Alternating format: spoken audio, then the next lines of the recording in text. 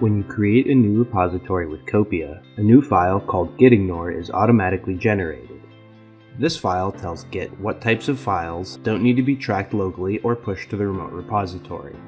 By default, Copia's gitignore lists temporary files created by PLC development environments to reduce clutter and help manage repository size without the hassle of manually editing your gitignore file for every new repository.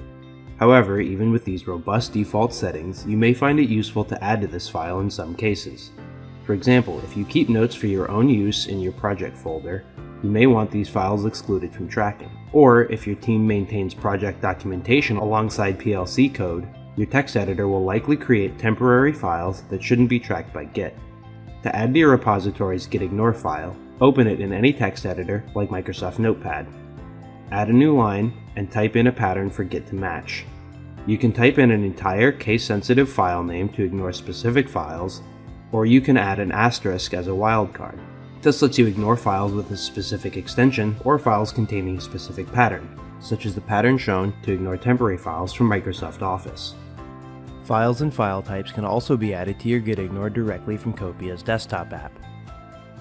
For more tips on modifying your gitignore for your specific needs, check out the official Git documentation on gitignore.